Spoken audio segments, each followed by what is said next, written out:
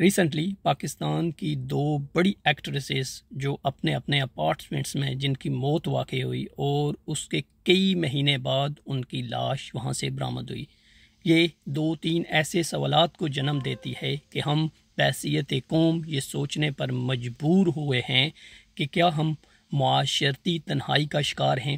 کہ آپ اپنے کیریئر کی پیک کے اوپر ہونے کے باوجود بھی آپ کے ساتھ کوئی بات کرنے والا نہیں ہے، آپ کی کیئر کرنے والا کوئی نہیں ہے، آپ کے پڑوسی، آپ کے تعلق دار، ان کو اس بات کی کوئی فکر نہیں ہے کہ آپ کس حالت میں ہیں۔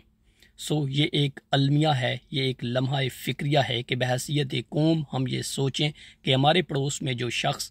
ہمارے ساتھ رہ رہا ہے اس کی ذہنی کیفیت کیا ہے، وہ کس تنہائی کا شکار ہے اور اسے اس وقت کس چیز کی ضرورت ہے۔ اگر ہم ایک دوسرے کے بارے میں ججمنٹل ہونے کی بجائے صحیح طور پر اسے سمجھیں، اسے سوچیں اور اس کے ساتھ ایک رابطہ قائم کرنے کی کوشش کریں تو ایسی بہت ساری اموات کو روکنے میں ہمارا ایک کردار ہو سکتا ہے۔ اور دوسرا سب سے بڑا المیہ کہ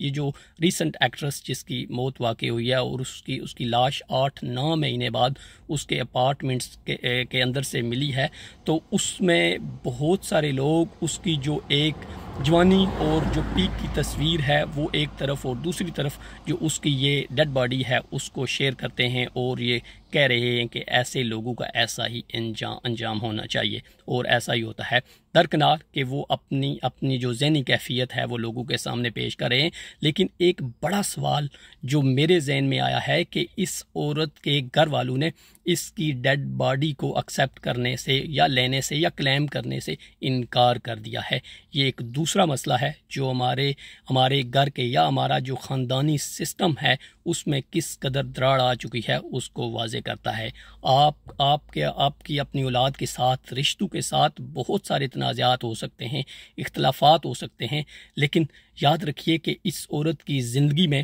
اس کے گھر والوں کا رویہ اس کے ساتھ کس حد تک ہوگا کہ 8-9 مہینے گزرنے کے بعد بھی انہیں اس بات کی فکر لاحق نہیں ہوئی کہ ان کی بیٹی غائب ہے، ان کی بیٹی کا کسی کے ساتھ کوئی رابطہ نہیں ہے اور اب وہ کس کیفیت یا کس حالت میں ہوگی۔ اس کے مرنے میں ایک جو حصہ ہے، ایک جو خاص شعر ہے، اس کے گھر والوں کا بھی ہو سکتا ہے۔ That's it for today. It's me, Kamran Safdar Kayani.